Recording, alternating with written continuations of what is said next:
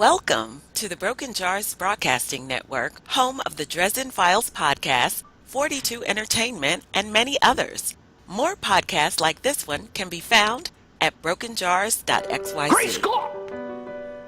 I declare bankruptcy! Bears eats Battlestar Galactica. Depression? Isn't that just a fancy word for feeling bummed out? Try you ignorant slut! Not only the years we've been at war, but from the moment, as a child, when we realized that the world could be Welcome conquered. to the Great Scott. Oh man, I botched that up. Welcome to Great Scott, the Office Podcast. I am J Ray, and with me is my deskmate, Jacob. How's it going, everybody? Man, we are members of the Broken Jars Broadcasting Network, so visit brokenjars.xyz for all of our other shows. And a super duper big what up to our sponsor, Tiny Build. Yep. Actually, been playing. Well, it's not new, but playing one of their games I haven't played before. It's called Party Hard, and you basically go around to all these like techno parties and murder everyone. It's pretty funny. That is kind of fun. Yeah, they do a good job of like kind of throwing caution to the wind in terms of like the setting of their games. Right. Like Cluster Truck. Like, what the hell is the deal about that? You're just jumping from truck to truck for no reason. Speedrunners, same deal. You're superheroes that are racing just because why not? Yeah, pretty good stuff. I figure at the top of the show too, we'll mention that we are taking submissions for people to like submit audio files, right, of upcoming episodes. We always say it at the end, so maybe people will remember if we say it. Yeah, we're having a contest, so there'll be a link in the show notes about where to download the techno song.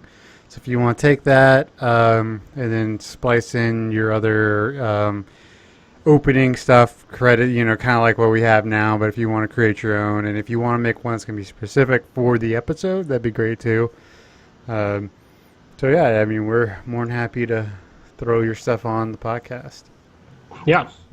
I will say, and I probably should have said it sooner in terms of like in between episodes, but I know someone on Reddit was saying they kind of like when we talk about like our specific favorite quotes. Okay. But I didn't remember it until you just started talking.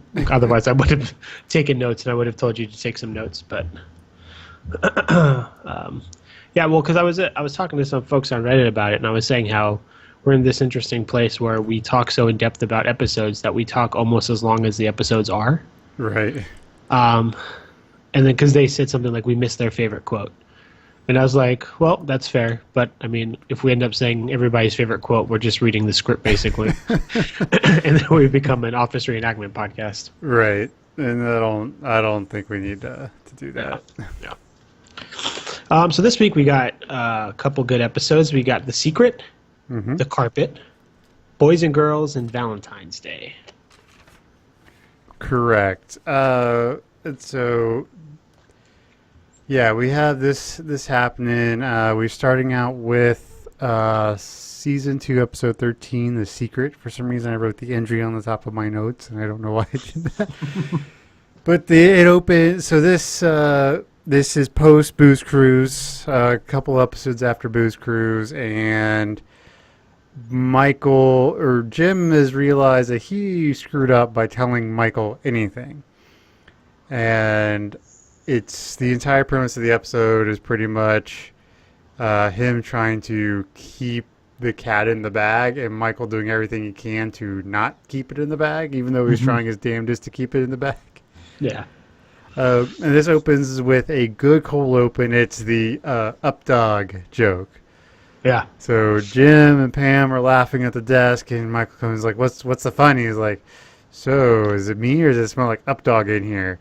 It's like, "What's up, dog?" He's like, "I don't know. What's up with you?" He's like, "Oh, that's brilliant." And like he tries to like land it on everybody. And the only person he gets it to land on is Dwight. And he's like, "Gotcha." And he's like, "Oh, nothing." He's like, realized he blew the joke. Yeah. I gotta say, Steve Carell does like a really great job of all of those uncertain moments that Michael experiences, like when he's trying to salvage that joke. Right. Like he like shuts down, and it like also fits so well with his like character's own feelings about his improv skills. You know, so when he's put in a situation where things don't go right, like Michael just shuts down, and Steve Carell just does a great job of like portraying that in his eyes and his face. In this episode specifically, there's a bit where he's being forced to lie to somebody, and he like does all the signs of somebody who's lying. He doesn't make eye contact. He starts sweating. He like looks up in like the particular quadrant of his brain. Yeah. Right, and it's the B storyline. So the main storyline is, like we were saying, it's the big secret that Jim had had a crush on Pam, and he's doing everything he can to not say anything. And Michael is trying to get Jim to talk about it because he feels like he's got a friend now. Right. And the B storyline is Oscar is quote unquote sick, and Dwight is investigating whether or not he's actually sick or was just calling in sick to get a free day.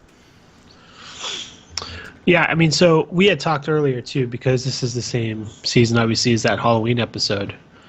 Because we were wondering if the writers had planted that seed of Oscar cross-dressing in the gay comments about him, if he was going to be gay at that point. But this is the episode where we find out that Oscar is gay. Right. So again, not to draw parallels between homosexuality and cross-dressing, but the jokes that are made at his expense, at least, do kind of fit in line with what their overarching story was for Oscar. Correct.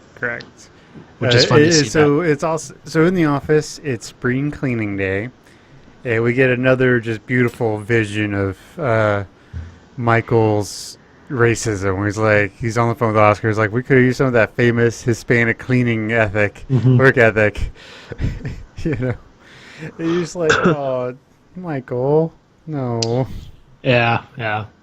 And then again, to go to later on next season when Jim's in Stanford. Right. They're forced to do a diversity training because of something that happened in Scranton.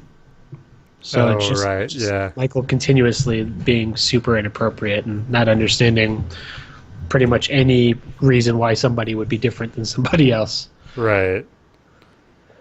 Yeah. And so it's also one of the interesting things is because we start seeing the real wedding prep from Pam, and like just you can see the anguish on like Jim's face. Is like, oh crap, this is like legit real now. Yeah. Like, what do I do? But Kelly is up front with Pam. She's like, how are you going to wear your hair? And she puts her hair all up, and Michael comes in. He's like, oh, Mikey, likey. Yeah. That's sexy. You should wear it like that all the time. It's like, that would probably get you fired. Like, if not, just like serious sexual, like, oh, what's the word? Like sexual harassment training and stuff. Yeah. You'd have to watch the video at least 5 times. Yeah, but Daryl banged that chick. Yeah. So the whole video is void now. Yeah, I mean, so the episode does a lot in terms of the Jam storyline, right? Mm-hmm. And ultimately it leads to, and I know I have this habit of going through the episode too quickly, so you slow me down when I do. But I mean, like the scene for this episode is the Hooters scene, right? Right. We talk about storyline A, and Michael decides to take Jim out to Hooters so that they can talk about Pam after a very disastrous invitation to eat some za in the conference room. Get a blanket, order some za. Yeah. Talk about you know who. I know, like super discreet about it. So they go, and of course Michael is like a huge infant when it comes to slightly scantily clad women who are just doing their job. So he's there and he's giddy, and Jim's just there to placate Michael so he doesn't spill the beans. But then Michael orders a chicken breast. Hold the chicken. So terrible. I mean, Dana deserved to freak out on Michael the way she did. Yeah, I felt so bad for him. Like, oh. The problem is, like, I mean, great. This was really before, like, the explosion of the restaurant. But, like, there's so many restaurants that are so much more scandalous than Hooters are. Yeah, it's true. I would hate to see Michael in a place like Twin Peaks or something. Yeah, I mean, well, even so, I think.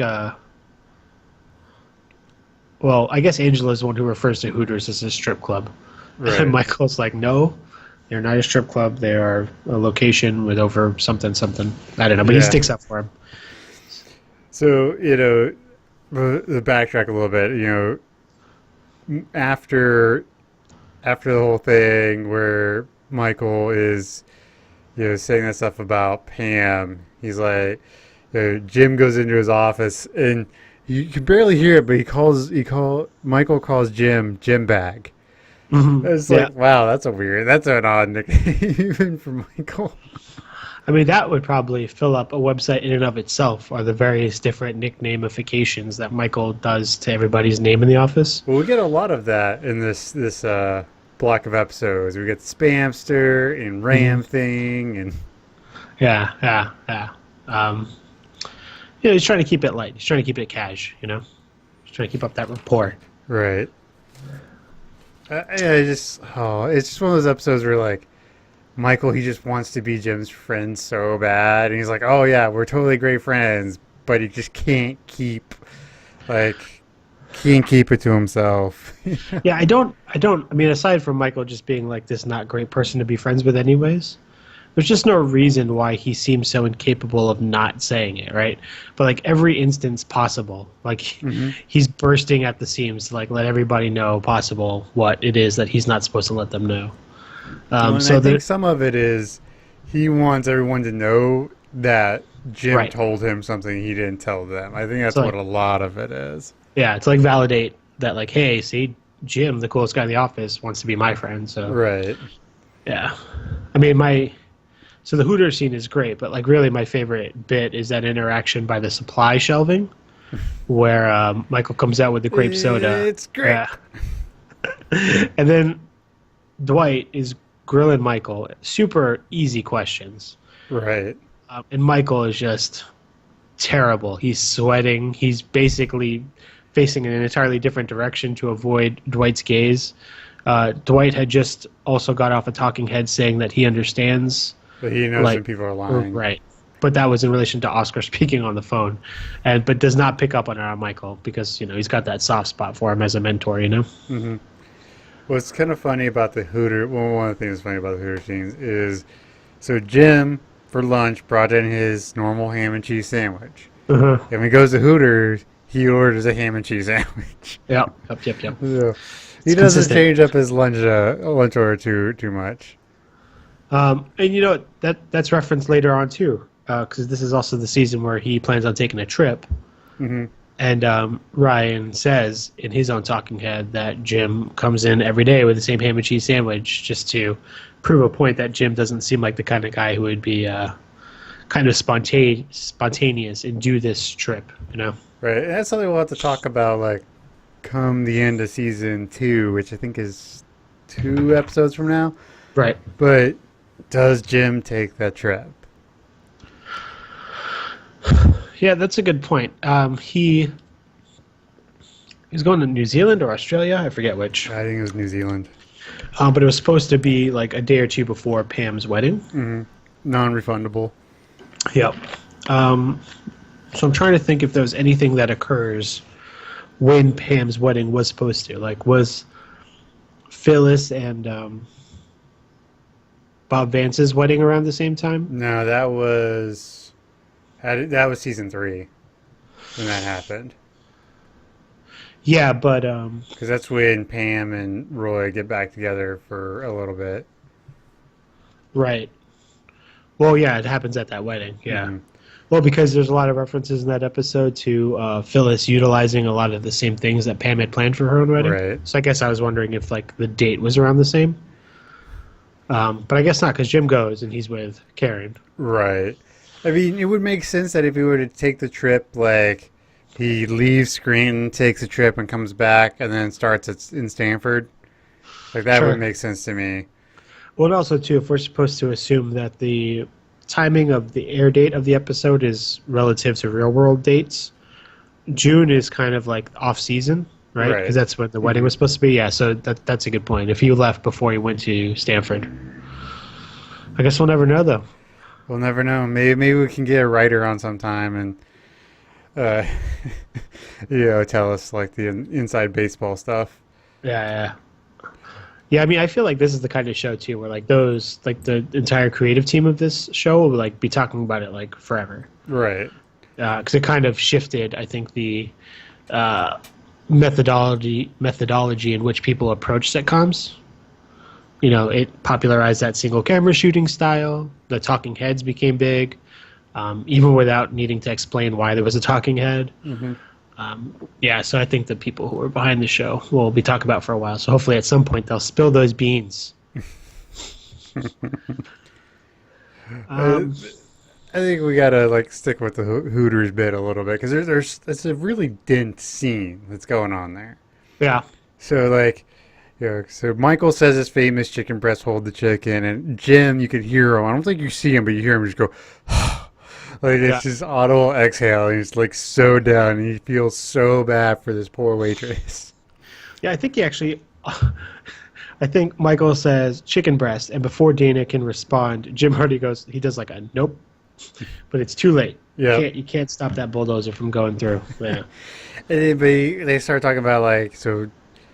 Michael keeps pestering Jim until he actually starts talking about Pam. He's like, so what do you like? The boobs, the legs? He's like, she's got a sense of humor, really easy to talk to. And Michael's all like, well, she never really gets my jokes, And then a Jim look. Jim look. And he's like, oh, what about you? And he's like, I like the boobs. Like, oh, Michael, come on. Yeah. Then we get into the whole thing that like Ryan has nothing in his desk, even up through season 2, where he's like, I could clean out my entire desk in 5 seconds. Yeah. A season and a half later, he gets hired on to be, whatever director that Jan is or was. Yeah, I have to rewatch those episodes because I don't even know the title specifically either. I don't. But it is supposed to be the same. It's a different title than Jan's.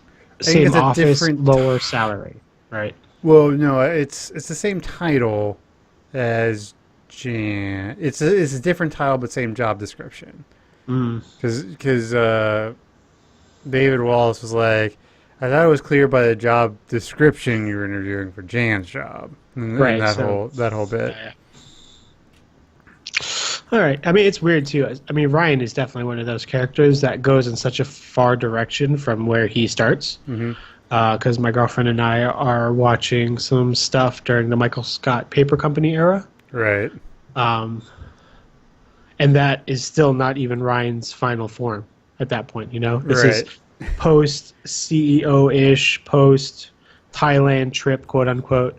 And he's still closer to like a young guy, in terms of those insecurities and stuff, but he's also had a drug problem at this point. And it's not the hipster porno photographer that he becomes later on. Yeah.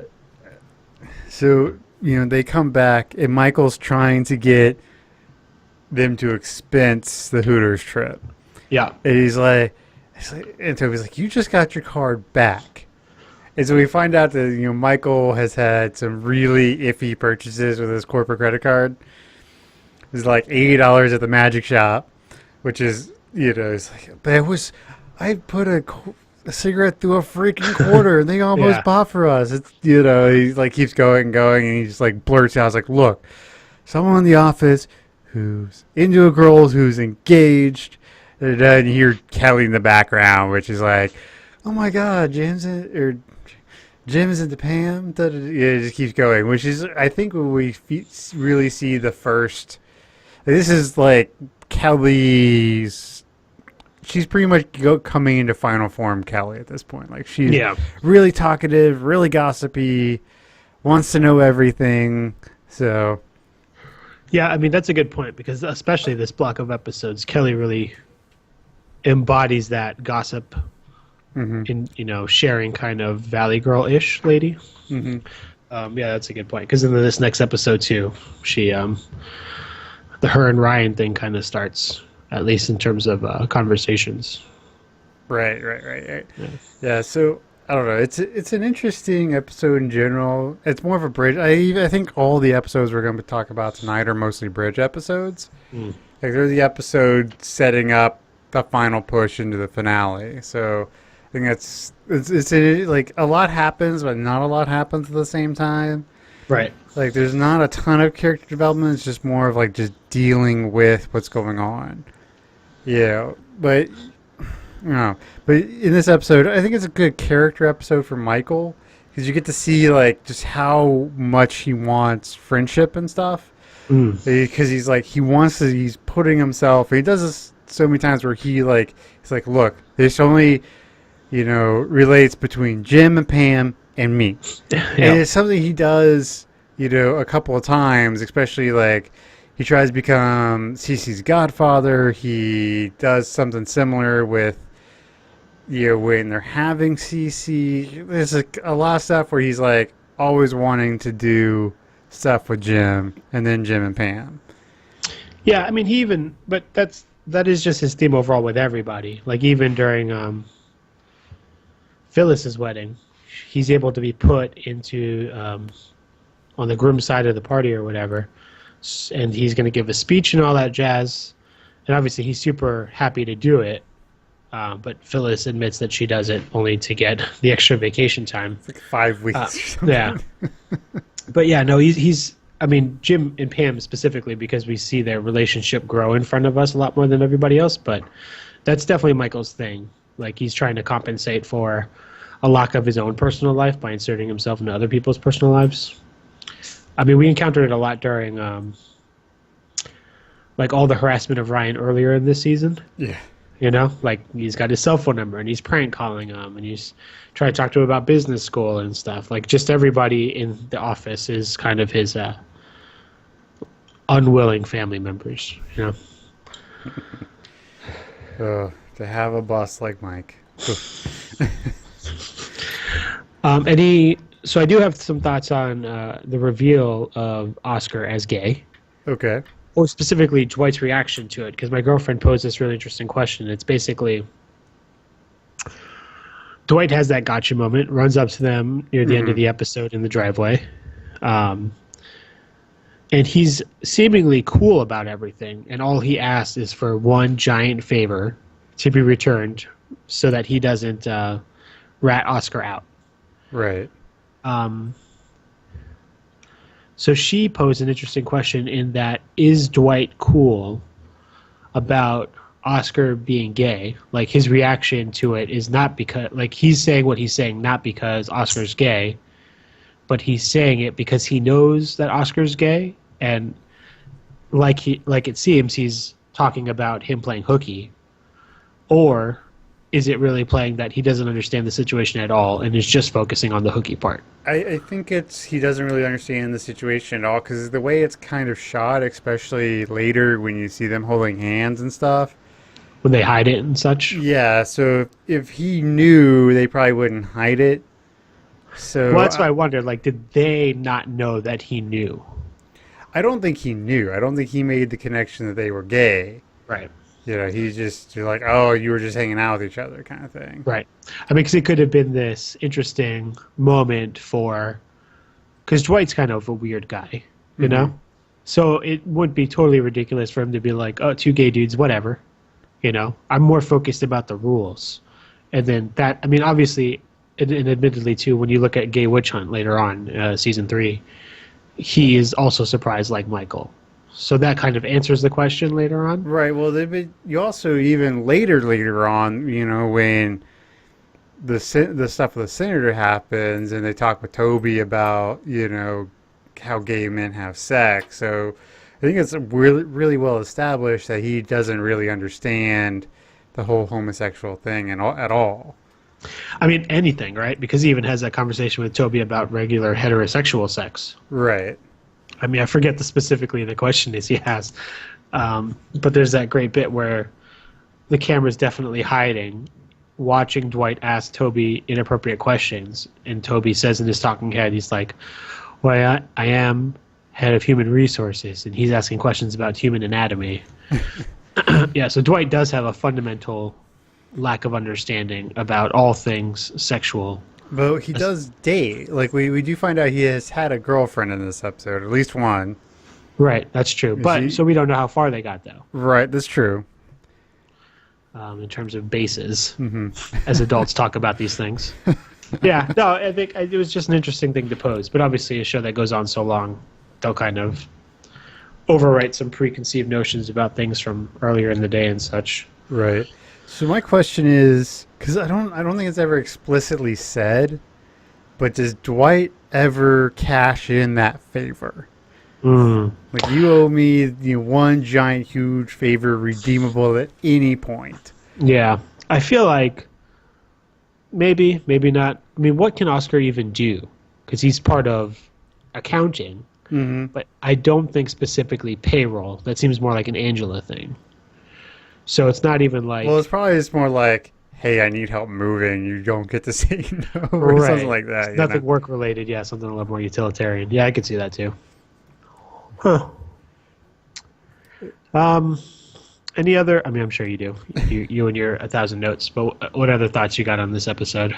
Well, we got. I think there's just one to two things we got to hit before we get to the ratings. Is there's that exchange in the back, like at the very end where Pam goes in and talks to Michael, and he's like, "No, he had a crush on you on the booze cruise." Right.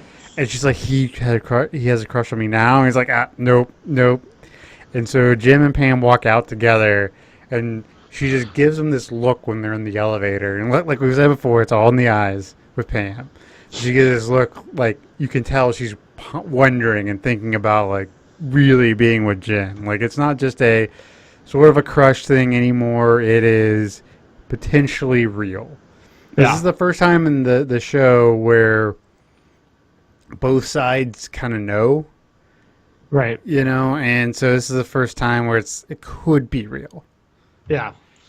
And I always wonder too, especially watching it recently, why Jim kind of reneges at the end of his admission to Pam about when he liked her, because it seemed like he says, Michael found out that I had a crush on you, and they have their funny interaction. She's about to walk out and everything seems fine.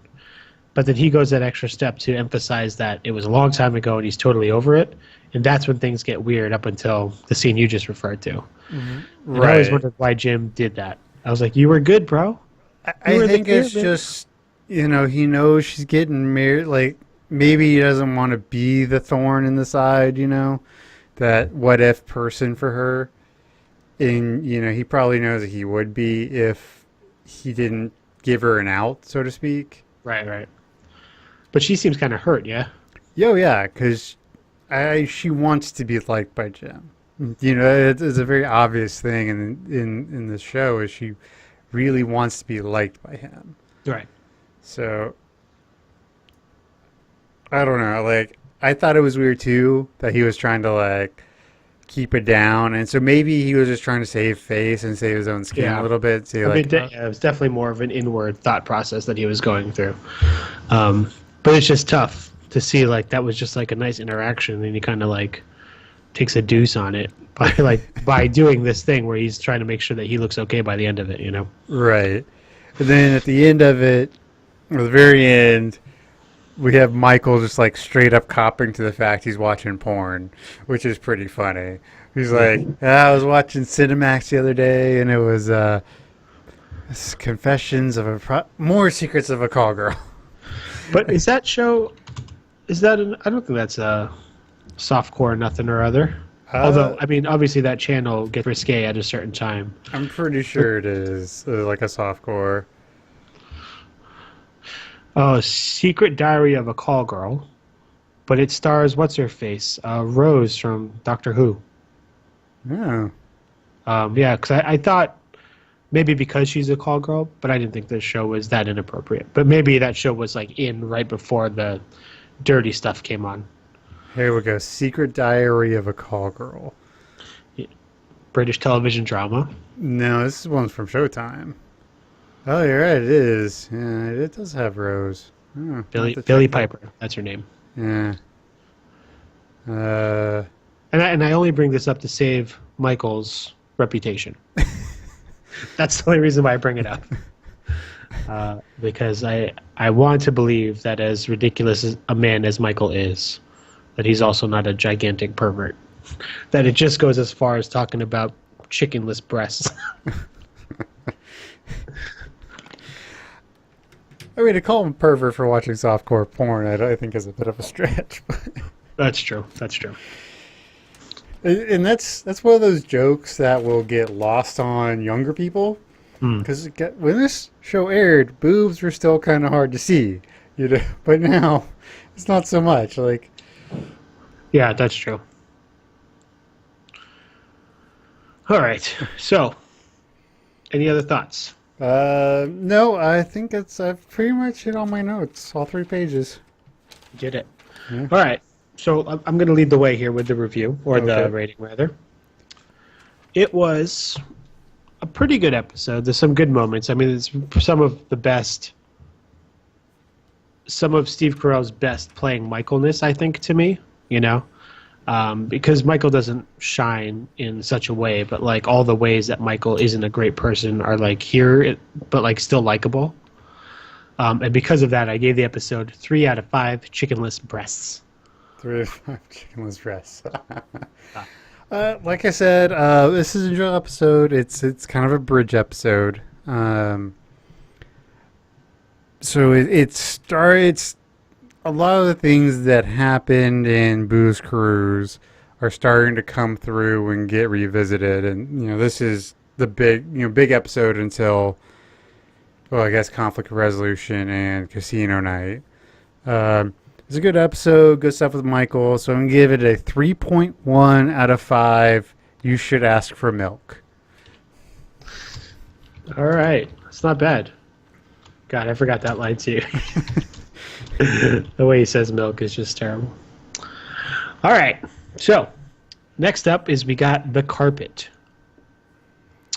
Actually, just to mention too, the way the secret plays out in relation to the Booze Cruise was always interesting to me because there was an episode in between, because the injury was in between. Mm-hmm. And the way Michael is constantly bursting at the seams makes me wonder how he was capable to keep that secret for any duration, let alone just one episode's length, right? And I was looking at the production codes here, and the secret, or rather the Booze Cruise is 2011, Injuries 2013, the secret's 2014, and The Carpet is 2012. And I always kind of think of production codes as like when the episodes were kind of intended to air, maybe at original inception. Which would mean maybe originally there were going to be 2 episodes in between before this secret episode happened. And that's crazy because there's no way that Michael could have kept his mouth shut for, let's say, 2 weeks, right? If each episode takes place. Maybe it was just one of those things where, like, he told him he would keep it for as long as he could. Right. And he just couldn't do it anymore. Yeah. Yeah, that could be too. Yep, just thought it was interesting. Yeah, okay. I had the same thought as well. Yeah. Okay, so we got The Carpet, and essentially, and I will say I did like this episode a lot, although I don't know if my review when I originally, I did not give it a great review. Anyways, okay. It's a really interesting episode in that when Michael enters the office, he is unable to go into his own workspace because as soon as they open the door, there is an odor that he encounters. There is a faceless villain, an unseen threat, at least as far as the audience is concerned. So the whole episode is essentially about Michael not being in his own office, figuring out who did this thing to the carpet, and the various people that it affects throughout the office, like this whole show. Yeah. This episode was written by none other than Paul Lieberstein, directed by Victor Nelly Jr., who also does Take Your Daughter to Work Day. And that's all I can see right now. I think this is the first episode he's done of The Office, at least so far. But one thing we got to get to is the cold open. So this is the cold open where Pam is on vacation to the Poconos.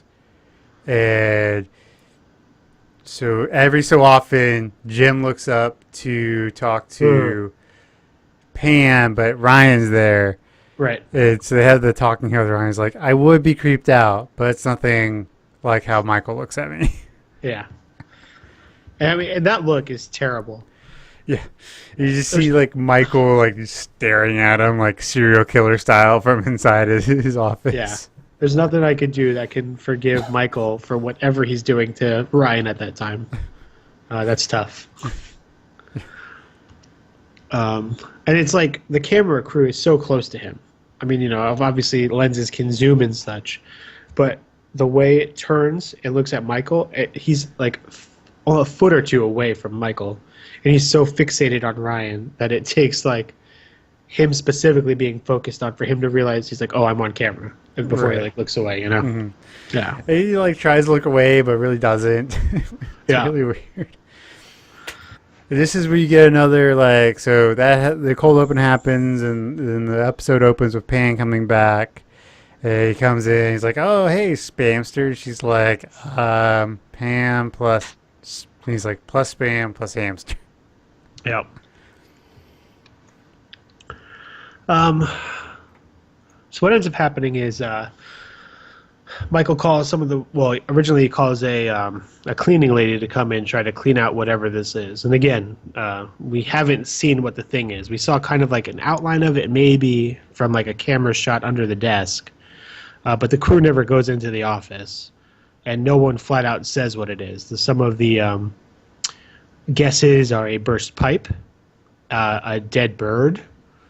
I mean, those are really the only ones that are given names, but people have their suspicions. The cleaning lady, I guess, removes the monstrosity, but the odor exists. So the warehouse guys come up, specifically Daryl and Roy, to uproot the carpet, change it out. So Michael takes over Jim's desk. And Jim to the annex. Poor Jim. Where he is dealing with this new revamped Kelly that we're talking about. Fast talking, gossip, nonsense, whatever. But in it, we discover that she's got a bit of a thing for Ryan. But she's too shy to say anything, which I think is something that changes eventually. Yeah, it's true. She's not shy no more by the end of the series. So we got Michael existing in Jim's desk. We got Jim in the annex dealing with this Kelly and Ryan thing. I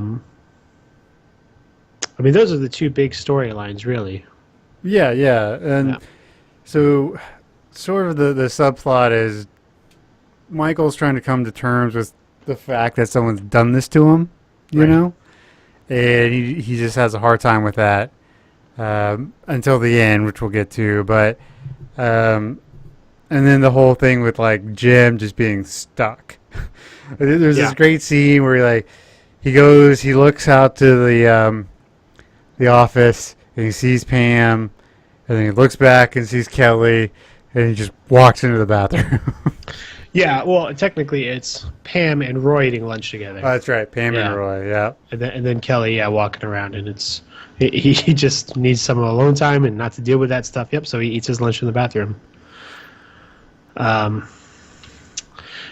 mean, Jim's is, I guess, the less interesting or whatever, but it's the more subtle storyline of the episode. Right.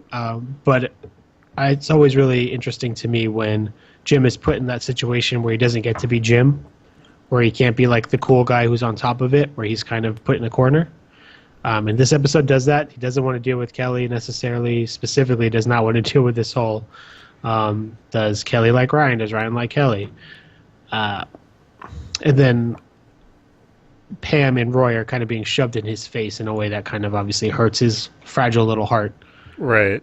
But it does have a good ending for him because he goes to his desk after Michael leaves to check his own voicemail, and he's got a lot of nice messages from Pam, and we all leave feeling a little bit better about the whole thing. Right. Well, the one that we'll jump to the end here, I guess, but the one that really kind of popped for me was the fact she called from her cell phone at the end, right? Yeah. At the end, that's a big move. That means, I mean, you're not gonna call like your work friend that you really only know work on their phone or whatever, unless you're really sure they're happy to hear from you. Right. There's a certain level of comfort, I guess, is probably the best way to say it. Yeah. Yeah, I think so too. And it's also lets us know that they do have each other's cell phone numbers. Yes. Or at least, or maybe not, I guess, because she's calling his work phone. But I assume that they had their cell phone numbers, maybe some light texting or whatever. Right. Nothing as bold as Daryl's text to Val. Yeah, with Or the multiple girls like dots. BTOB, or BTB, bring that booty. This episode, kind of weird, but you get Todd backstory. So Yeah. there's lots of so Michael's talking to Dwight about Todd, about how, all the stuff he used to do, about how they used to walk around the office with no pants on, Right. or the fact that, there's this one guy that Todd stuck his head in the toilet for a minute. He had no sense of humor about it. That's probably why he wasn't hired. Right. How at one point Packer banged everyone in the office As a joke. which was hilarious apparently.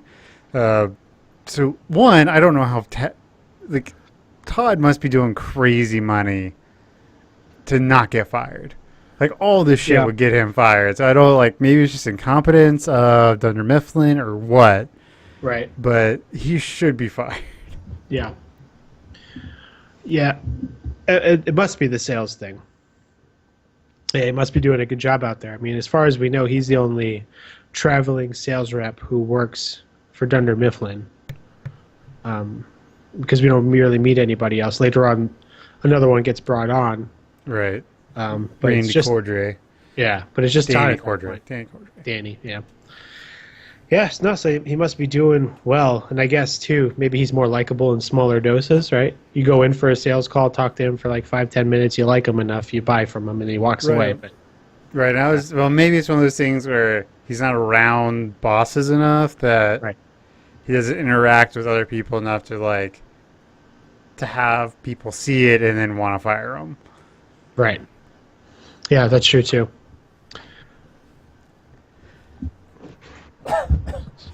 Yeah. What else you got? Well,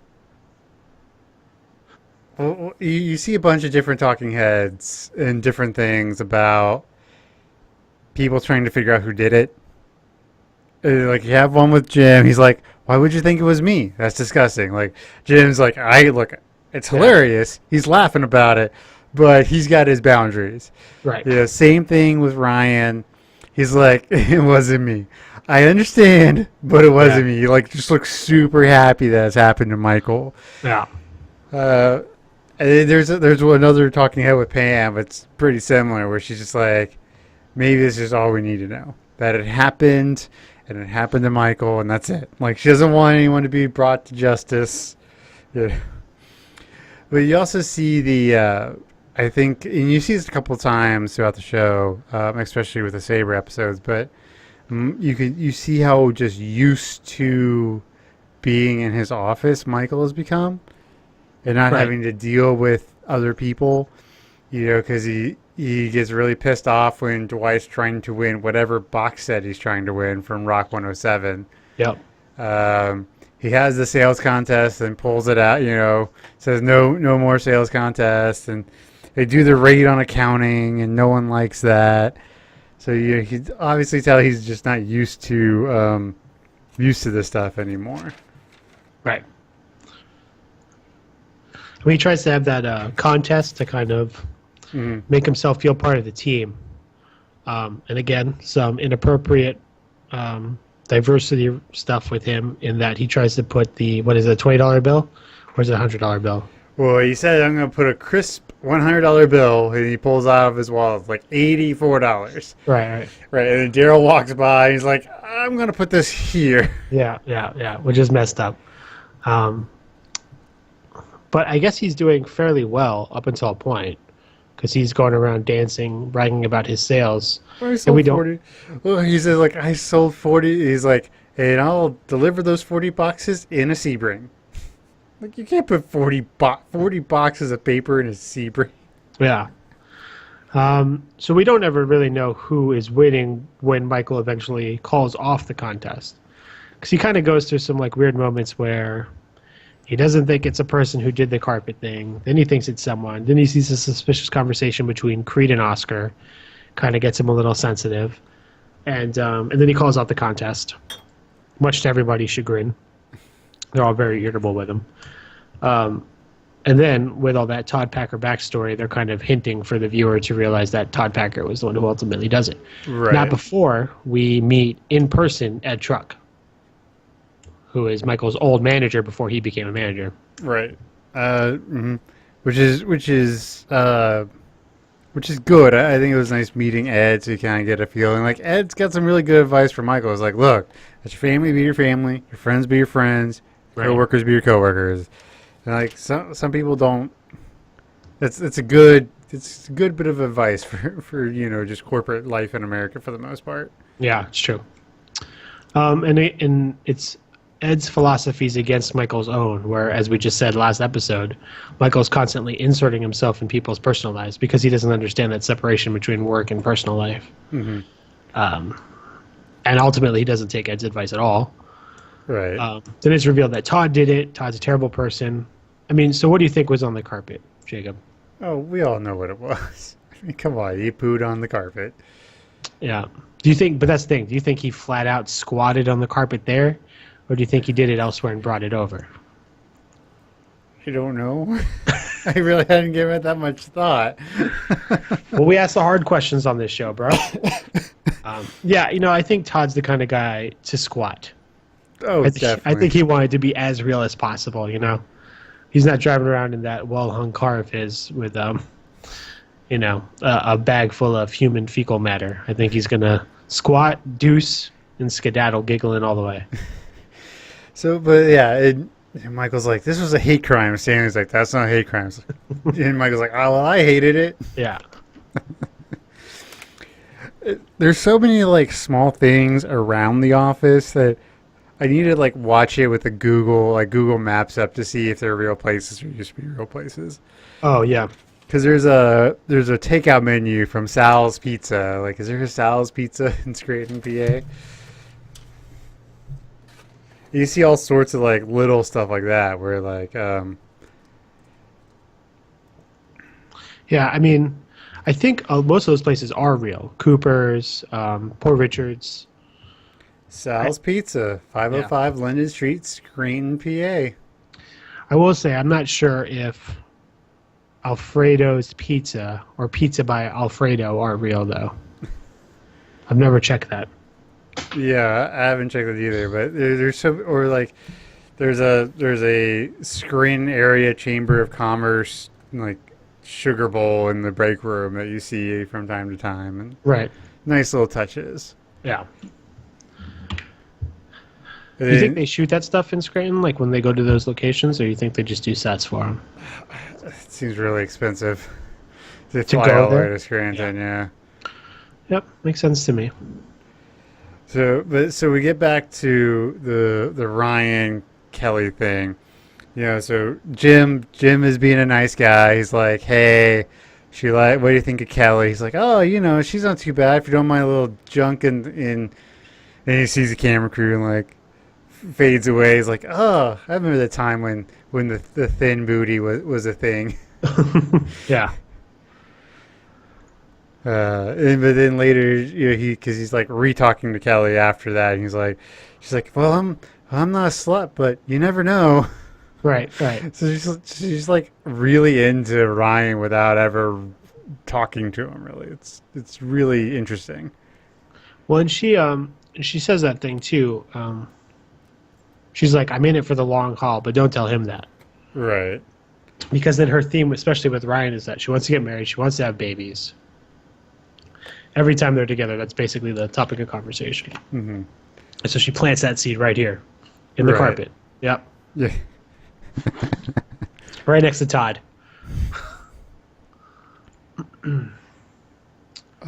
Oh, okay. So another odd thing here is Jim asked out Brenda, who was the corporate woman from the booze cruise, Right. You just never hear about it again. Yeah, I assume she doesn't call him back. It's hard to believe that anybody would deny Jim, but I think it's done here. I think Kelly is accurate in that it is super weird that he did it. I think Brenda's aware that it's super weird. I think, yeah. And again, because he felt that I don't belong anywhere mentality, I think he just kind of... That was his equivalent of like a drunk text, you know? But he was totally sober and he was at work. We've all been there. We're just like, oh, God. Yeah. Oh, shit. Yeah, you're like, oh, I should not have done that. I think that's one thing I do like about this show is there's so many times where they just hit. I mean, granted, it is not personified. I don't know the right word I'm looking for here, but I mean, it's done up a bit more. It's more dramatic or more whatever. But there's so many moments in the show where it's like, yep, that's exactly how I've done that in real life, or I know people have done that in real life. Yeah, I agree. I mean, you know, I guess I don't want to talk about it too much, but it's why the show is so great.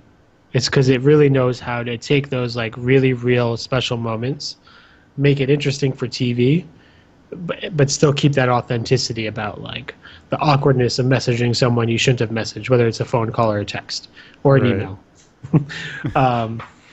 You know, all this kind of the weird looks in an elevator. Michael's total inability to lie, the real world scenario of people taking a shit on your carpet. So I think it's why we definitely wanted to do this show, was because The Office is just like a really fun, super real thing while being in this totally ridiculous universe. Right. So I think we got to hit up at the end the whole Packer calls Michael to gloat. Granted, I don't know how I knew to call Jim's phone unless he called reception, or I mean, I know those IP phones, you can move them anywhere and they'll ring no matter what, and that's what they have. Right. So I don't know if he was using his phone from his office or whatnot, but Packer calls. You know, I was like, I'm looking for a gay nerd named Michael Scott. He was like, who is this? Who is this? Yeah, I mean, but once he finds out it was Packer, he loves it. He thinks it's the greatest thing that's ever happened. And it's just one of those really weird things. Like, I don't understand the whole Michael Packer relationship. Yeah. I mean, it's something that, and I haven't mentioned the UK office in a while, but I think the UK office does a really good job of like explaining that dynamic between David Brent and Chris Finch, I think his name is. And I think it ends better than The Office does in terms of that relationship between those two types of characters, because David Brent realizes that Finch is an asshole and has been like bullying him around, and that there's no like real friendship there. So there's this nice little redeeming bit that doesn't quite happen between Packer and Michael. I mean, he does technically see what Holly's saying about him. Right. So there's some of that a bit. But then Packer still shows up in Tallahassee. So sans Michael having to deal with the rest of the office crew.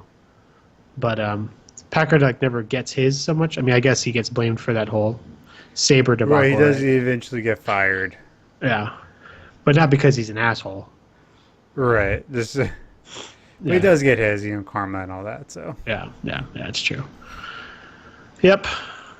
Yeah, you do feel bad for Michael in situations where he has to put up with Packer's shit.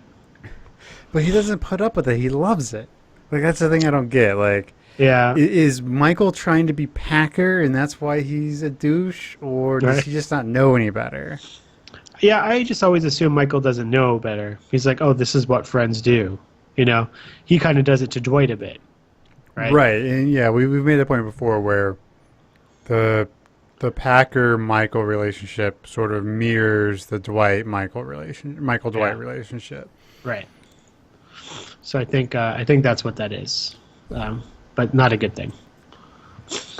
I don't have anything else, so do you want to get to ratings? Yeah. So I think what it is when I wrote down my rating here, because the end of the episode isn't great for me. Like you said, the It Michael kinda peters Packer thing's out. not Yeah. great. Yeah. When Michael gets kind of like paranoid and stuff too, I mean, I get it. It kind of fits within his character, but it's less fun to watch. So ultimately, I gave this episode a 1.5 out of 5 burst pipes. Wow. Yeah. That's got to be like the worst reading ever. I believe that might be the lowest thing I've given thus far. Yeah. This episode's okay. I don't know, not a lot really happens. You know, it's just really seeing Michael. It's just an interaction episode, like how people are interacting. It sets up a few story points for down the road. You know, the Kelly Ryan thing, which pretty much lasts for the entire show. Yep. It's something interesting in like how many relationships and story arcs last almost the entire show. Yeah. You know, Dwight, Angela, Kelly Ryan, you know, Jim Pam. The only person who really goes through a lot of girlfriends is Michael, and by a lot I mean like 3, but still. Yeah, I mean, there's a joke in 30 Rock, right? Because Liz Lemon is like a main character like Michael is. And always in TV shows, it's always part of a character story arc to find like romantic love or whatever. And both characters are portrayed as like inept in relationships. But way down the line in 30 Rock, Tracy Morgan's character says this funny bit about Liz Lemon being a slut and lists all the boyfriends rather, that she's had throughout the show. And I think that's the same about Michael. Like, he seems so inept, but really he's dating someone almost every season. Even though he like hits these really low points and is like yelling at the office for people to give him phone numbers for people to date. But he does date Carol. He dates Jan. And that's a pretty committed relationship. He does date that lady with a husband. Right. Holly on and off. Mm-hmm. I mean, that's 4 or 5, and he's only on there for like, what, 6 seasons or so? Yeah, 6 or 7 seasons? Yeah. So he does pretty good for himself. But we just assume pre-show that he was a 40-year-old virgin. Ba-bum cha! Da-da-da. All right, well, I didn't give this episode a great score, but not as bad as you. Okay. And you actually stole my qualifier here, so I gotta.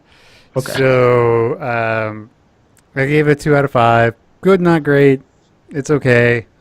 Just kind of a filler episode, really. So 2 out of 5. Is anyone making soup? Which is one of the great lines in the entire episode. Like, Creed just comes out, like, everyone's grossed out. He's like, someone making soup? Yeah. Creed's the best. Creed is the best. All right, so next episode is Season 2, Episode 15, Boys and Girls. Written by B.J. Novak. Directed by Danny Gordon, who I think this is the first episode with him. Yeah, that sounds right. Yeah, it looks that way. In this episode, Jan comes to town to do a Women in the Workplace event. So, talk about different things. And Michael really hates... I guess there really is no B storyline here. Yeah. So Michael really hates it. So what ends up happening is he gets pushed down to the warehouse... And he wants to have a gripe session about women, and things go poorly because it's Michael, et cetera, et cetera. So that's where we come in. There's really no cold open at all. It just jumps right into the episode. And Mike really hates the fact that someone has authority over him in his office. You can tell he just hates it. Yeah. I mean, there's a bunch of moments where Michael's misogyny kind of comes through. Obviously to hilarious effect, not to something detrimental. Right. But, yeah, man, I'm always skipping ahead. I know you're probably super annoyed by it, but there's that bit where Michael has to come up to talk to Jan about something that we'll get to. And he does that thing where he's like, let's talk this out. Yeah, he does like this really jerky, slow talking thing so Jan understands because she's so dumb. And then she does it right back to him to much better effect. And you can tell, like, it sets him off. And he says, don't talk to me like that. We're like, no shit, you idiot. And so you don't talk to other people like that, you jerk. Yeah, it's so good. Yeah. Right, and so he's worried. He's like, "Look, you did this in Albany, and now they have a lactation room." And like, I think he's kind of worried that like people are going to want to change his kingdom. Like, there's this whole thing in business, like business book stuff called kingdom mentality or stovepiping, wherein you run into this, especially when you deal with branches or different buildings, where the person in charge, like they are the king, and whenever anyone above them comes in or wants to change things, they get really pissy. Right. So you see a lot of like plant managers and that kind of stuff, and you definitely see this whole kingdom mentality from Michael here. Right. Yep. That's true. Yeah. So I mean, I guess we'll just tackle it kind of a little chronologically. But Jane's having that bit. Michael decides to do his own thing, as you said.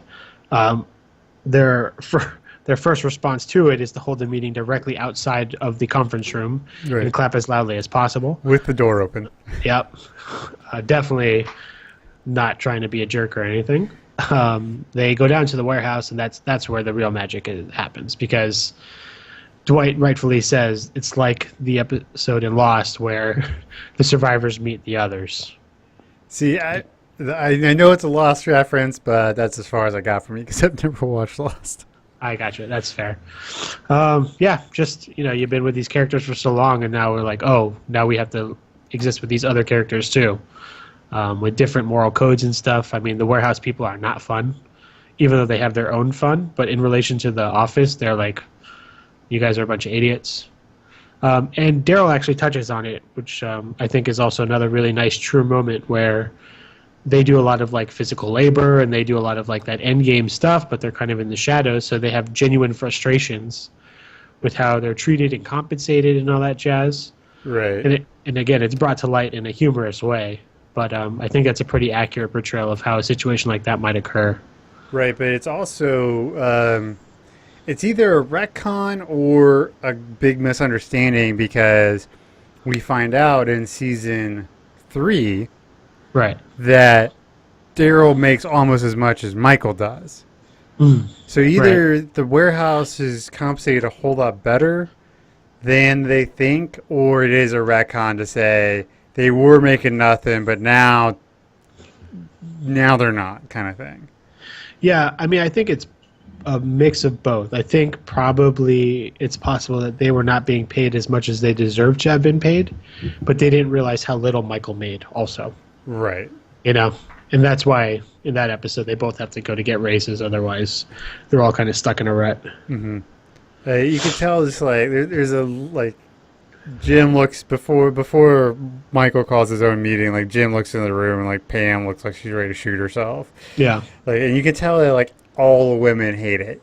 Like there's no liking it. Phyllis says at the end, he's like, we're comfortable with the balance we struck here, but so we go down to the warehouse, and Michael starts introducing everybody. He's like, this is Roy, and Roy's like, why? Yeah.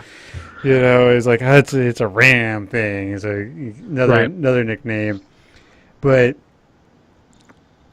Kevin brings up to Jim that he's like, I bet you Roy heard. You think he's going to want to kick your ass? Right. And for a brief moment, you can tell that Jim is, at least he looks legit worried that Roy might kick his ass. Yeah, I don't know about the ass kicking specifically, but Jim doesn't like to be in confrontations that he can't like really handle.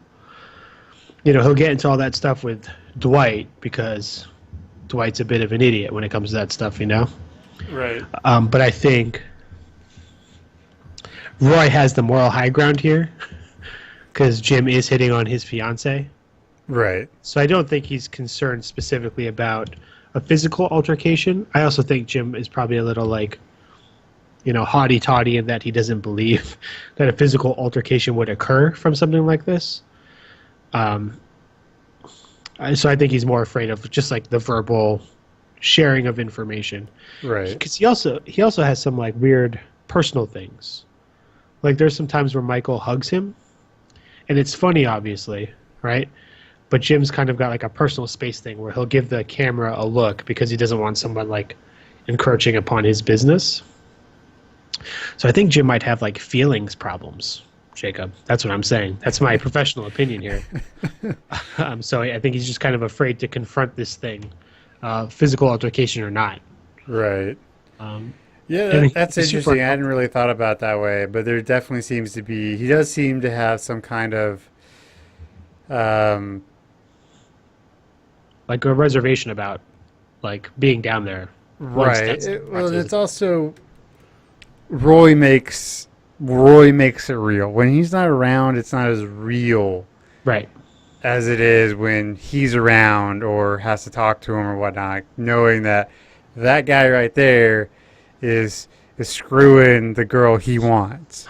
Right. You know, it's yeah. I mean, so it's when he's upstairs just with Pam. There's some of that disconnect. He can disconnect from reality a little bit and not think about Roy. Yeah. Not to the level that Michael does all the time, but you can definitely see Jim convincing himself or allowing himself to be okay with what he's doing. Right. And we didn't actually talk about it at all for the carpet episode, but part of that, part of Jim coming in the beginning is him kind of having this silent realization, or Pam's kind of indirect and admitting of like her banging Roy on vacation the whole time. Well, because Michael asked her, like, Right, did you get early lucky? on. Yeah. But then Jim's like, "Did you ski a lot?" And she's like, "Kind of." A little bit. And then there's that like awkward bit, where he's like, "Oh, I see." Yeah, so you're right. It's like when it's brought up that like, "Oh yeah, you're actually in a relationship with someone else." That's when Jim kind of like starts to clam up a bit.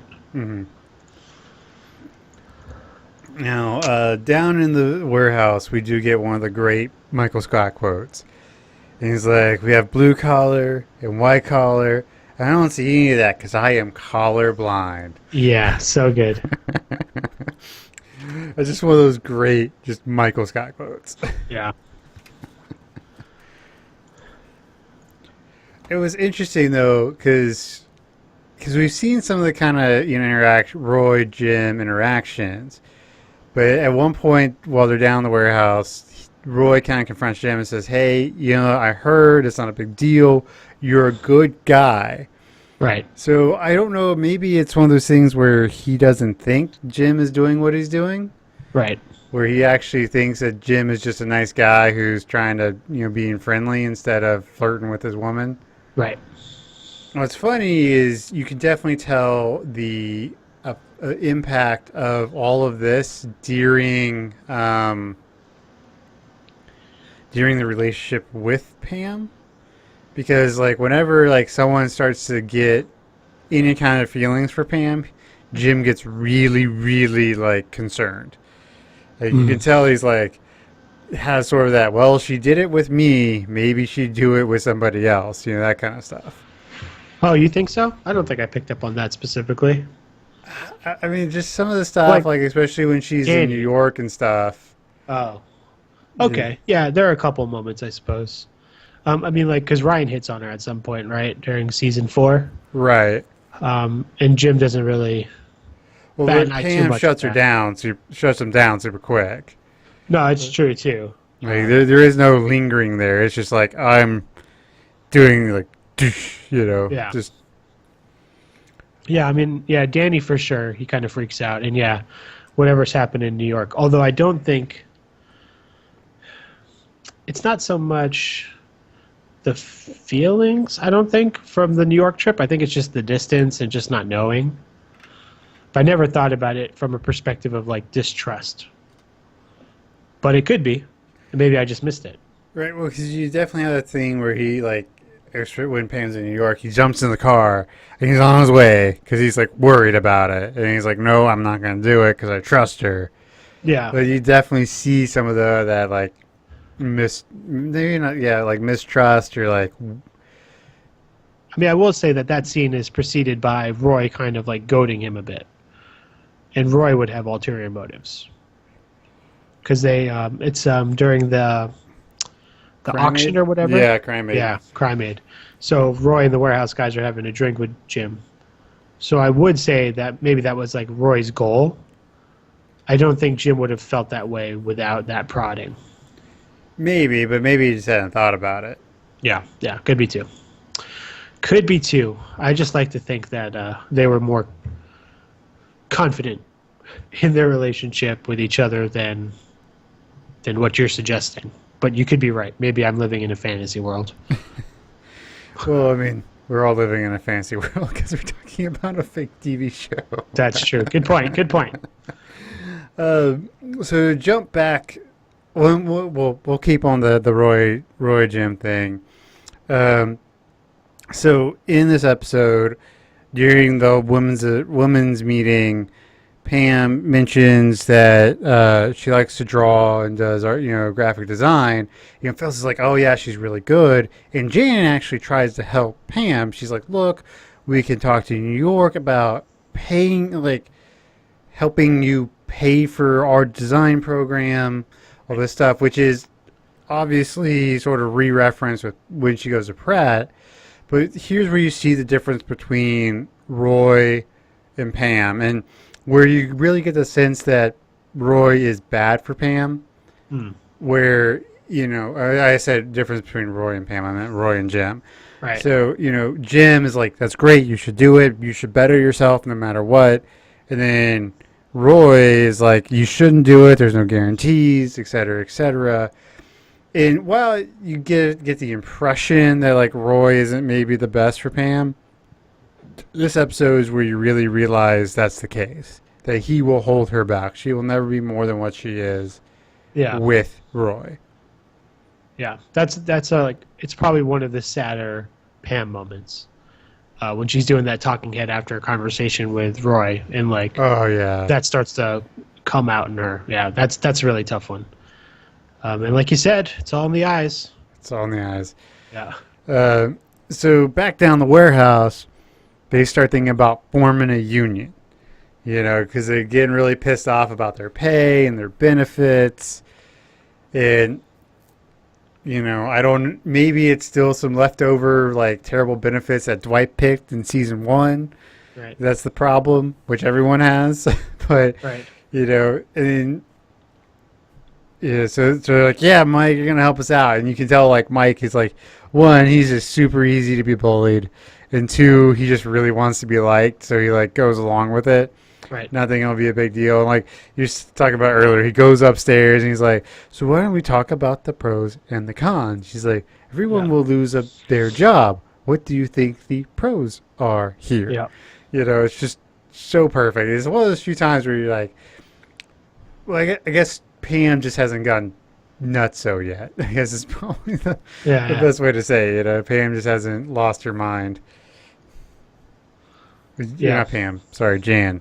Too many similar names. It's true. Monosyllabic names, yeah. But that's something I didn't really realize until I started doing this, is just how similar these names are.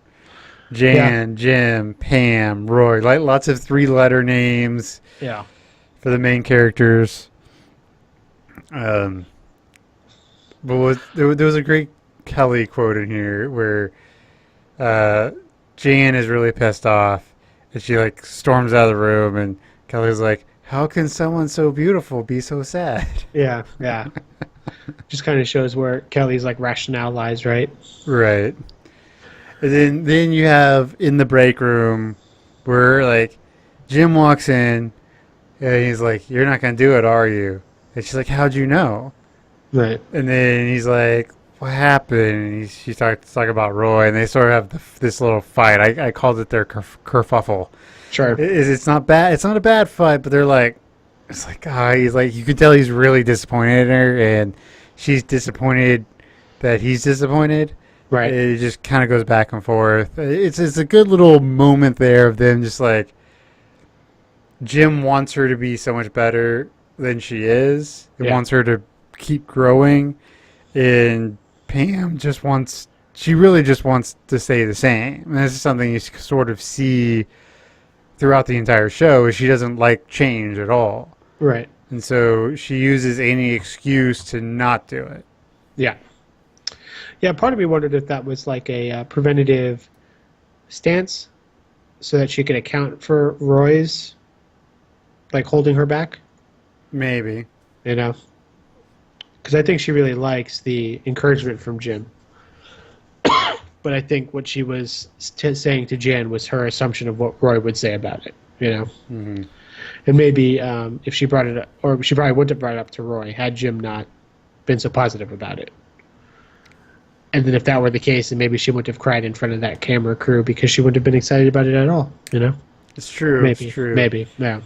Yeah, that scene, man, where she like breaks down. Oh, it crushes me. Just crushes me. Yeah, it's tough. And Pam also really needs to clean her fingernails. That's something I noticed. Like they do this close up on her. I'm like, oh wow, there's a lot of shit on this fingernail. Yeah. There's a special appearance in this episode by the George Foreman Grill. Was that in this one? Yeah, because isn't this the one where he's trying to make them steaks? No, No, this is a different one. it just came to my head. But you're right. That's the thing for Bob Vance. Right. And so in this one, he orders pizza. It's like, white people love pizza, black people love pizza. And he asks the delivery guy, do black people like pizza? And then it's like a perfect cutaway shot to him, like acknowledging his own success and feeding the crew down there. So a small thing we haven't gotten to yet is Michael destroys the warehouse. Yep. He's driving the forklift, knocks everything down. And so they went from 936 days without an accident to 0. Yep. Which sucks, but it's like, oh, Michael. And you see this kind of stuff where he thinks he can do whatever he wants. Right. Because he's the boss. And he just can't. You see with the Baylor and everything else. Right. Yeah, it's terrible. I think on Netflix, one of the still frames for this episode is him doing it's Dwight rather doing the angels in the styrofoam. Yeah. It's like, do you guys ever do this? As he's like, I felt so bad for those guys. Yeah, that's rough. At the very end, well, first, I wonder how much money he cost Dunder Mifflin by doing that. Because there was a lot of lost productivity, maybe missed some order shipments, et cetera, et cetera. But at the very end, like they just do this close up on Daryl, and Daryl's just like, he just looks so broken. Mm-hmm. It looks like somebody like kicked his dog. Yeah. Yeah, it's messed up, and then he rightfully says, "We're the ones that have to clean this up." We gotta clean this up, Michael. Yeah, it's tough. So, wait, what are you gonna rate this one? Well, I'm afraid to go before you. Hopefully I don't take your thing, but I do like this episode. Generally, I really like episodes where I think this is controversial, but where they go away from the office, specifically. So, like, when they're put in situations where they have to do something different. So, the warehouse, or specifically the conference room only. Mm-hmm. So, I gave it 3.6 out of 5 knocked over warehouse racks. I like this episode. It's good, not great. Before we get to it, we have to get to one of the better quotes in the episode. So Jan says to the women, "You should dress for the job you want, not the job you have."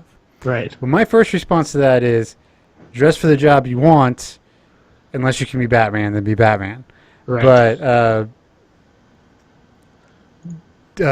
Angela's like, judging by how Jan is dressed, she wants to be a prostitute. Right. Yeah. There's a great line there, but good episode, not great. I gave it a 3 out of 5. David Hasselhoff chest hairs.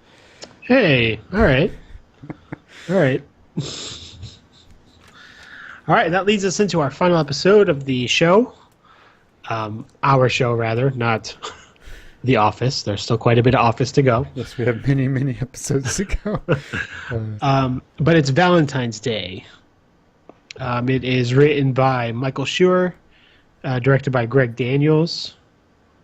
The only. Yep. Air date February 9th, 2006. So very close to Valentine's Day. Probably the closest they were going to get, I suppose, based on that math. And the shtick of it is it's Valentine's Day in the office, and people are just dealing with those feelings. Michael yeah. acts, but Michael is not in the office. Michael goes to corporate. Yeah, the B story, well, A, B, depending on how you want to look at it, is the new CFO wants to meet all the branch managers, or some of the branch managers. Yeah, I think it might be all the existing ones at that point, because there's a couple in there that we don't, we never see again. Right. One But that you we don't also see. know there isn't. I don't think Utica is a thing yet. I don't think Right. Utica's mentioned. But so Michael is meeting the new CFO, and the rest of it is just kind of the office doing the office stuff on Valentine's Day. Right. You get this little subplot about Angela, Dwight getting each other gifts, which is pretty funny. But so this is the first note I have, but it's like I really like Pam's hair in this episode. I thought it was really cute. I like this sort of frizz. Well done, makeup department, for doing that. Right. And one of the big sort of recurring jokes, which grows on itself, is the parade of gifts that Bob Vance is showering on Phyllis. So I assume this is their first Valentine's Day together, which, you know, since the first time we know Bob as Phyllis's boyfriend is the Christmas episode. Yep. So it would make sense this is their first Valentine's Day. So he's sending her the entire rainforest in a giant ass teddy bear.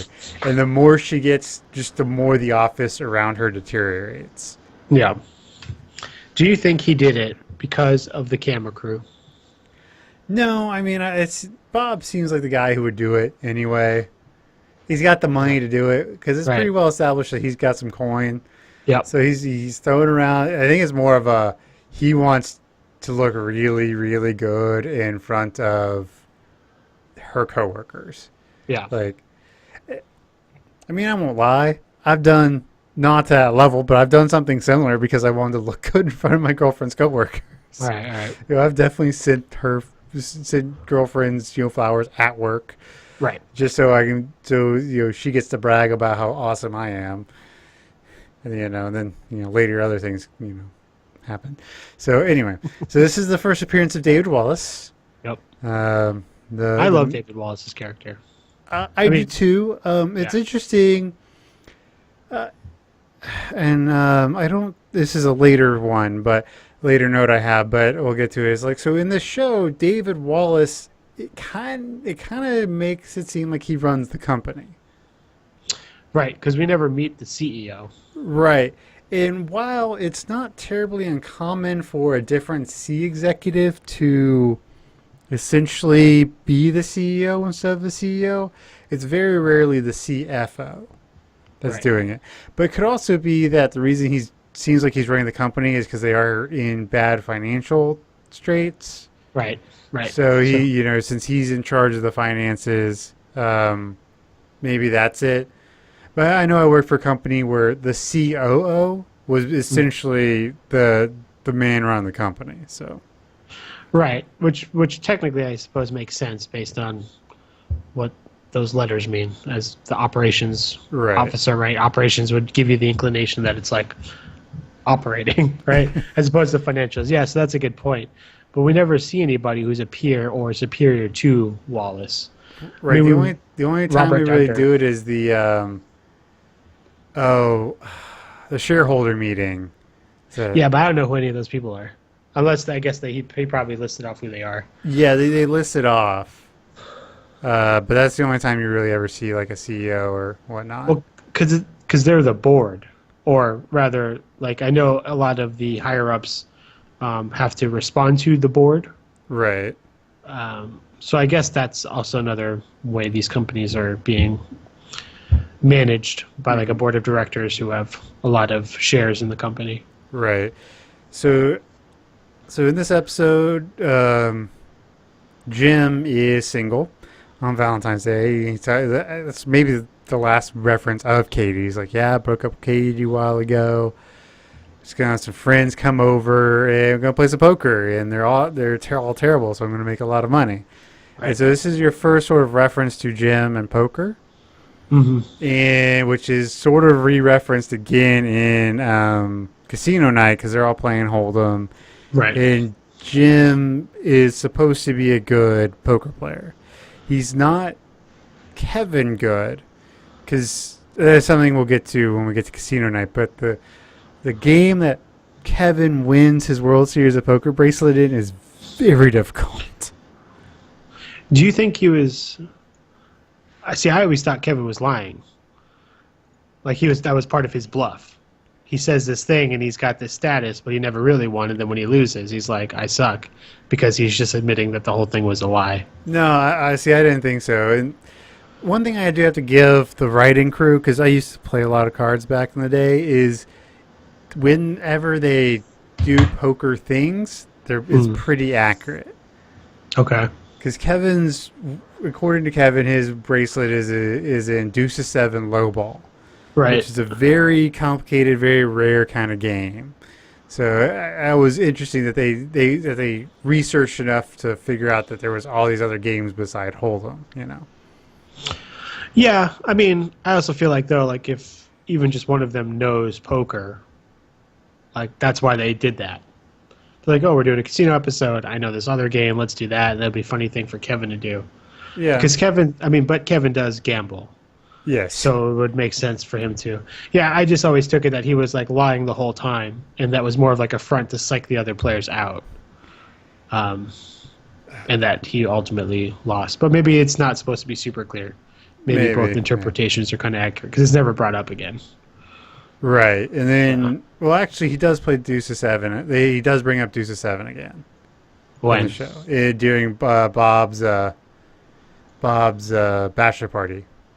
He's like, Gotcha. all right, the game is deuce to 7 low ball, so he brings it back up. But anyway, so one of the funny parts about this episode is watching Michael go around New York City.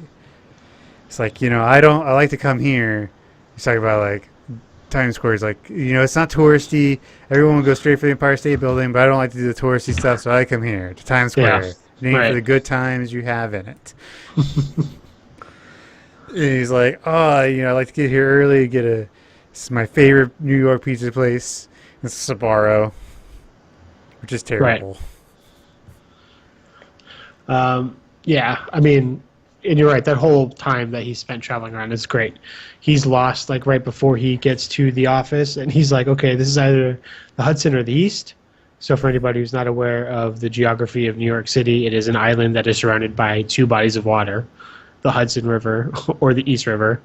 So he's accurate in assuming it's one of them, but he's clearly walked too far in one direction and has decided to just walk in the other direction, and hopefully he finds it. Yeah, it's really great. And so, Dwight shows up. He's like, what's this on my desk? Jim, what'd you do? He's like, no, it was here when I got here, man. And so Angela gets him a personalized bobblehead. Right. And so he goes up to her, in their clandestine kind of way, like, see that someone rocked the office with a great gift. So they have this interchange, and she's like, she said, I haven't gotten a gift yet. He's like, oh, I bet you will before the end of the day. And then she walks away, and this look of just pure panic washes across Dwight's face because he never thought he'd have to get her a gift. He's like, oh, shit, what do I got to do? Yeah. Yeah, I mean, that's kind of like a funny bit where it's always you assume that you're never going to get someone a gift, and one person in that relationship always does the gift anyways, assuming that the other person was going to. Right, and you see sort of the mirror of that with Pam and Roy, where she's expecting something. They said nothing big, right? But she's expecting something, and she doesn't get anything, and it really upsets her. Well, she didn't get anything yet, but she's gonna have the best sex of her life. Don't ever say that to a woman, guys. Just don't do it. Don't do it. You set the bar too high. You say it the other way. You say tonight's going to be terrible, and then if you do okay, they're like, "Wow, He really undersold that. That's how you do it. One of my notes is always get your person something on V-Day, even if it's like a card or 10 bucks at Walmart, whatever. Just always get your person something on Valentine's Day. Yeah.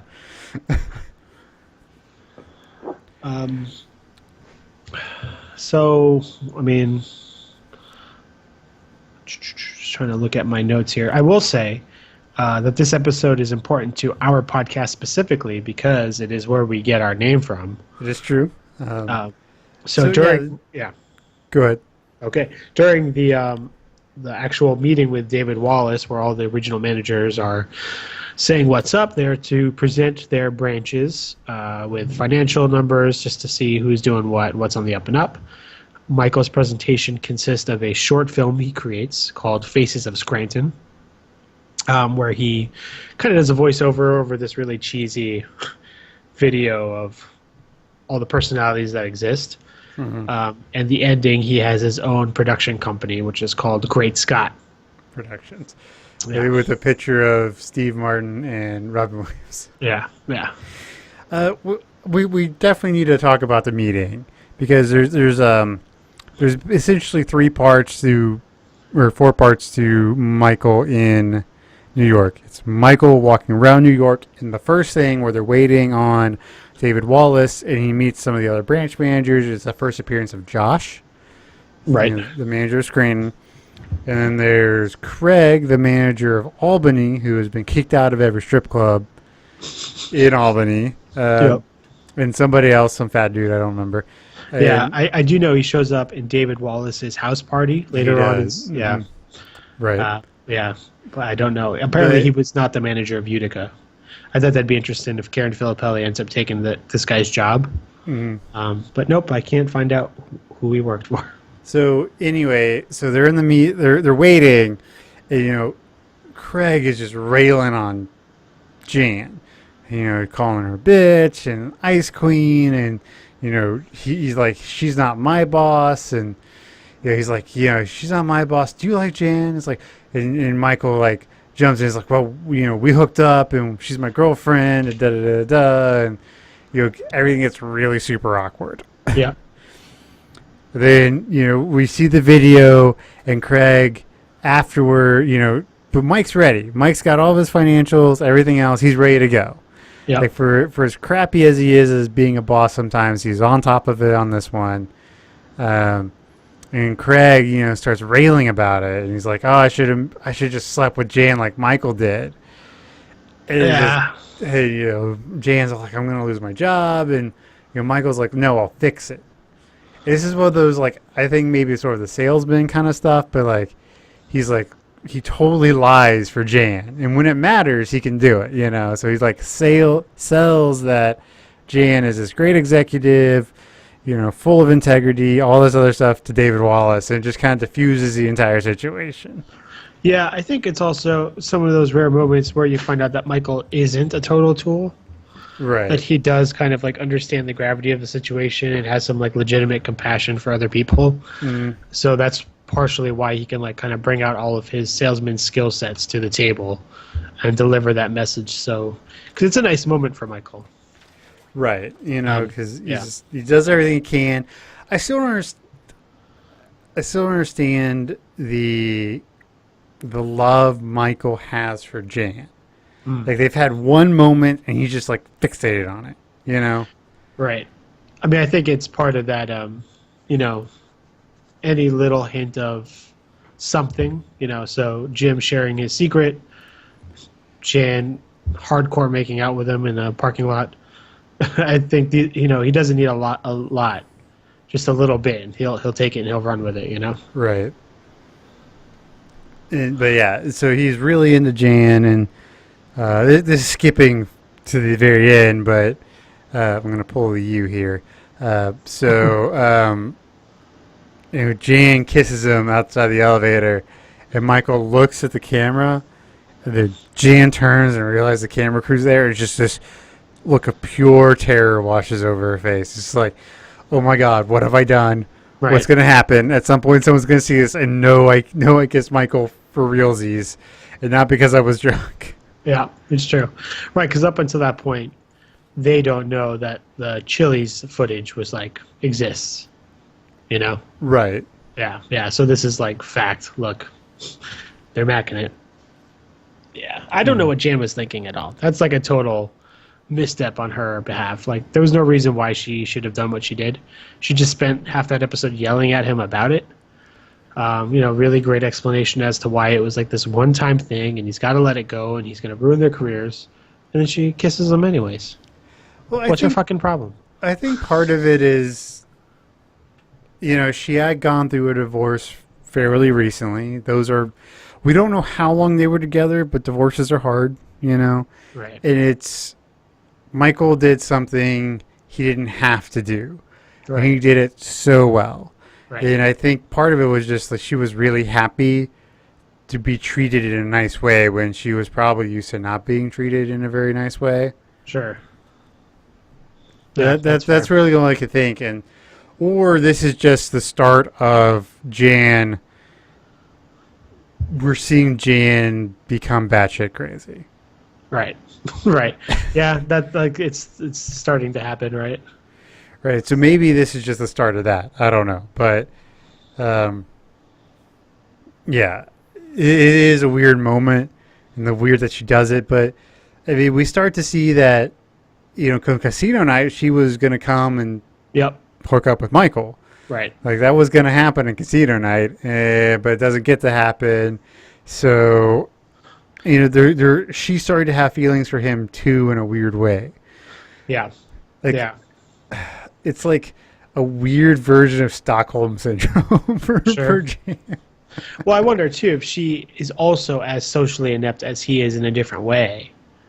And like, Michael is her best shot also, like, because he'll deal with whatever it is that she is, and he ultimately does for quite a while. Well, it could be that maybe she was so focused on her career that she really didn't take the time to develop those interpersonal relationship skills. Yeah, could be. And you know what? Sometimes it's nice to know the person you're going to be dating idolizes you. Just puts you on the pedestal, the whole bit. So maybe that's part of it too, where she knows that unlike her husband, her ex-husband, Michael's going to, well, at least in her mind, always going to be there no matter what, because she is that, quote unquote, that much better than he is. Yeah. Yeah, that's fair. Which is why I think when Michael dumps her in season 3 is when you really see the snap of Jan. Like, she's like mentally braced, like, oh my God, if Michael Scott's going to dump me, I've hit rock bottom. Well, because also, too, when he breaks up with her, the stories he tells about her, we don't ever see, right? It's true. Mm-hmm. So there is a part about it where we could think that Michael's kind of like an unreliable narrator of that story, where like his childlike mind is perceiving totally regular adult things that she's suggesting as these terrible, creepy BDSM basement video type things, Right. But then she gets crazy again. Like a lot of this stuff where like we only hear about it, never see it, but then maybe it was proven correct later based on how characters start to act in certain situations, Dinner party. Yeah. So that could be. Well, actually, it's an interesting concept, and this is something we'll see soon, is he mentions something about Carol doing stuff to him that made him really uncomfortable. Right. So I think he might also just have like a weird sex thing. Yeah. Yeah. I mean, unless he just keeps dating freaks. Which I could see that. I mean, sure. I mean, there's not a lot to do in Scranton, Pennsylvania, so maybe they get their gigs out of tying people up and wearing dresses when you're a different gender and all types of stuff. To quote Barney Stinson from How I Met Your Mother, "Oh, look at her! You just know she likes it dirty." Yeah. Yep. Could be. Also, Michael seems to have a thing for these women who have been divorced. I mean, Holly obviously is the exception; it's the one that works out, but. Jan is no longer a Gould. Carol is divorced. That lady is married. Well, You know? I mean, maybe that's a thing when you date older people. well, I was about to say, I mean, because when you're in your 40s or whatnot, it's harder to. I mean, even when I was dating in my mid 20s, it was hard to find girls who. I mean, it wasn't super hard, but it was kind of hard to find girls who weren't divorced Sure. or had kids or whatever. So I don't think it's that uncommon. I mean, so many marriages do end in divorce. So I don't know. I never really thought of it as weird. Yeah, I never did either. I guess I just only realized that similarity between all of his lovers. Yeah, yeah. It's gonna be interesting when we actually get to the Donna episodes Yeah. in like a year and a half. Yeah. It's gonna be interesting when we get there. I just What- also the chubby fellow who is a regional manager. He is Dan, who is the regional manager of Buffalo. Buffalo, right. That's Uh-huh. what he is. Now, one thing. Okay, so we were talking about it a little bit earlier. Like so when Michael was talking to David Wallace in defending Jan, Right. just completely throws Craig under the bus. It's like, you've met him. He's a moron. Yeah. You Yeah. know? He's just like, screw you. Whatever. Yep. I mean, rightfully so. In a situation like that where Michael had to pick allegiances, and Craig did show up, and he really kind of threw himself under the bus by being such a dillweed.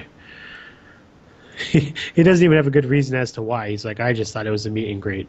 And they say it again. He's like, yeah, I just thought we were saying hi. But Like, he they doesn't even didn't- try to save face. They didn't close that branch, I don't think.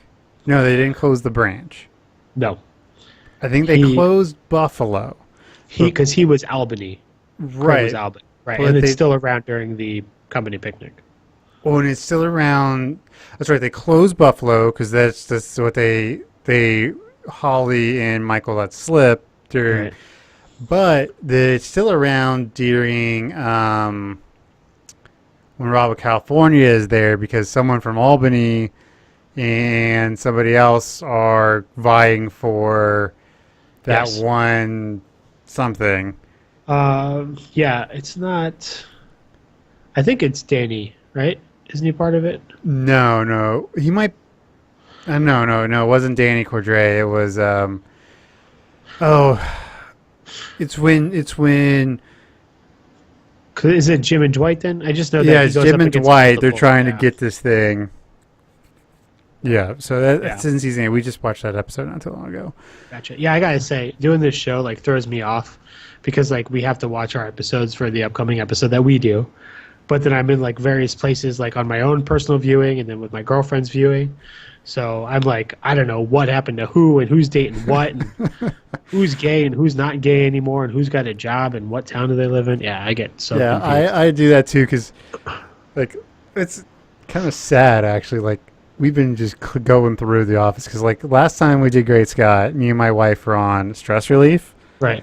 and now we're in season 9, like 2/3 of the way through season 9. So Yeah. it's the I 4 mean- seasons in 2 weeks. Yeah, I mean, like you said, last episode that we recorded, like within the day, I watched the 4 episodes we were supposed to watch here, and then I've watched them another 2 times after that because I was like, oh man, I don't remember anything now because I've kept watching them so far. Yeah, so it's Right.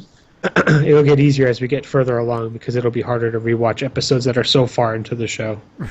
Yeah, Right, but then we'll be watching episodes before. yeah, that's true too. Yeah, and it'll be like, oh, Andy doesn't work there yet. You're like, no, he's already the boss, you dummy. All right, so probably two things we want to hit is there's that really awkward interchange between Ryan and Kelly in the break room. Yes. And Jim's like, please don't do this right now. Yeah. Like, what? And, you know, Ryan's obviously upset that he hooked up with her the day before Valentine's Day, which I don't know why, except for maybe, I don't know, he really wasn't that into her, but they'd obviously been out a few times, at least that's what it seems, so I don't know. Right. Yeah, I was trying to figure that out too. Was it because he feels that he's giving an unfair perspective of his feelings to her because he did it so close to Valentine's Day? Or is it because now Valentine's Day is going to be like a double special day because it's not only their anniversary but also Valentine's Day, so it's terrible if he forgets that? Or I didn't fully understand why he was freaking out. Maybe he just wasn't ready for it, but now it's like, oh, I did it right around Valentine's Day, so like she's gonna think we're together, which he obviously did. I've elevated the relationship a lot already. Yeah, that's a good point. Mm-hmm. And then just one thing that's funny is throughout the episode, you see Meredith getting more and more wasted, and at the end of it, she's passed out on her desk, and nobody cares. Yeah, it's like, oh, that's funny. Yeah, and just in Boys and Girls, she had said that it's her dream to be 4.5 years sober in 5 years. Right, which so she's happen. still with it her half the time. Right. Yeah, I mean that's a nice little thing too when they show her like big gulp or whatever she's drinking out of the whole time, but she's been filling it with alcohol. Right. It's pretty great. Meredith being alcoholic is just awesome. So good. It does add for some fun dynamics. Yeah. All right, so what are you going to rate this episode? Unless you got anything else to bring up. Yeah, let me just one more skim of my notes, but I think that's about it. Yep. So I like this episode. It's light on the jam stuff, really, because Jim doesn't really interact with Pam, like you said. You know, it's kind of his own thing, and he does it or whatever. So I gave it a 3 out of 5. You know, it's a nice kind of middle, don't need context episode to watch. Yep, it's a good episode. It's a lot of setup. There's just so much setup happening because this really ignites the Michael Jan thing. Right. Like before, it was all in Michael's head, pretty much. Yeah, they had their little rendezvous at the Chili's parking lot, but that was it. Right. But now, Jan makes a move towards Michael, so there might actually be something going on. And, Jan's a recurring character for many a season. Yeah. Yeah. She comes back for a couple episodes in season 9, and, so it's interesting stuff. Like you said, not a lot of context, pretty light, funny. There's definitely some funny moments. Yep. I gave it a 2.75 out of 5 giant teddy bears on Phelps' back. Okay. Which is hilarious at the end. She's like walking out with this giant ass teddy bear on her back. Yeah. And I will say too, I think on rewatches, I guess I've never had to like analyze it before, but like what you're talking about, like all the setup, it's not as apparent when you don't know what the next episode's about. Right. It's just building tension. But when you know that by episode 22, 23, Jim and Pam were going to kiss for the first time, but we're only in the middle of the season. We're just like, Jesus, just get there already, because we know, But if we didn't know, I was like really surprised by the time I hit casino night. Right. And it's also one of those things where I think going back and doing it this analytically, that's been interesting, is they actually spend a lot of time setting a lot of things up. Right. There aren't a lot of out of the blue things, at least so far in The Office. Right. So far, everything has been set up episodes in advance. Throwaway lines here, little things there. The whole, Katie and Jim breakup on Booze Cruise was set up back in email surveillance and that kind of stuff. So it's an interesting thing, I think. Yeah. I think they do a really good job with. Yep. Nope. Definitely. You can check us out if you like this podcast at brokenjars.xyz. We have a bunch of other podcasts. We have a writing podcast, gaming podcast, Dresden Files podcast. Lots of cool stuff there. Check us out on Twitter, Instagram. You can email us at brokenjarsbroadcasting@gmail.com. So check us out. Follow us. We'd love to hear from you. We post on the Dunder Mifflin subreddit. Yep. That's a good place. For any Office fan, highly recommend just like every couple of days hop up on there and see what's new. Like those guys get really, really into it. Yeah. I mean, they have fan theories every couple of while. Sometimes they'll share a scene that you forgot about that, is an old favorite. Right. So, it's probably one of the only subreddits I'm a part of that is like for a thing that isn't a thing anymore. Right. Right. Yeah. And it's a good group. All right. Well, y'all have a good night or good morning or afternoon or whenever you're listening to this. I hope it's a good one. Yeah. Bye bye. Bye.